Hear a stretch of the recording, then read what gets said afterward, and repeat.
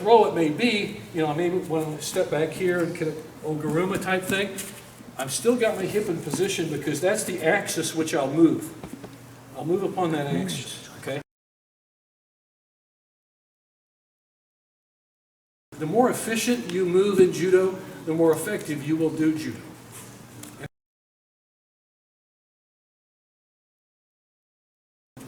An old phrase is always lead with your hips, okay? Not necessarily lead with your foot, lead with your hips.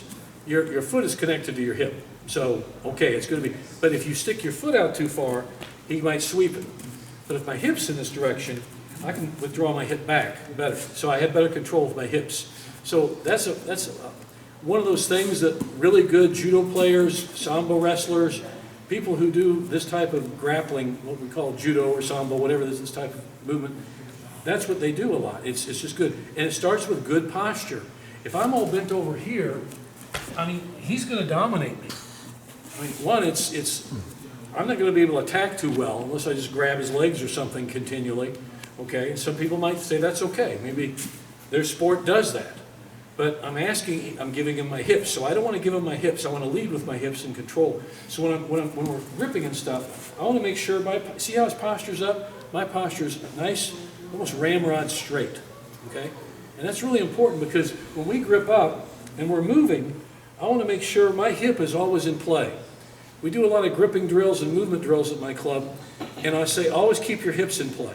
The guys are tired of me saying that all the time. Keep your hips in play all the time, because I want to make sure that my hip can be there. I can quickly turn, quickly turn an attack, stuff like that, and or withdraw it if he's attacking me, or cut him. I want to be able to stop him with that, but I've got to start with good posture.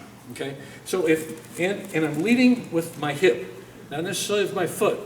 So can you see? Okay, so I always want to make sure that when I'm fighting or however I'm gripping or whatever, I want to make sure I'm a righty primarily.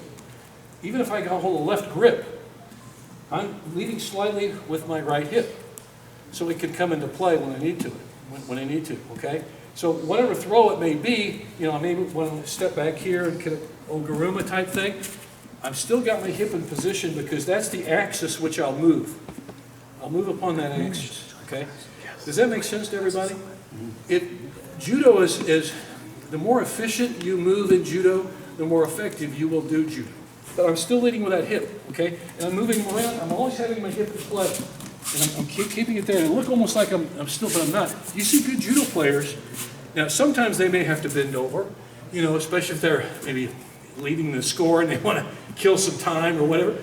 Your posture, you'll use it accordingly to how you need to do it tactically. But if I want to be aggressive in my judo, I've got to be leading with my hip, okay? Because, I want to say, so I'll step in here, ochi, I want to be able to pivot off this foot. Maybe I want to, like we were working before, sideways haraigoshi. I want to be able to turn. See, if my hip's here, I don't have to step and do this, okay? My foot's already in position. Just turn quickly, and there it is, a real short, compact haraigoshi, osotogari, whatever it may be.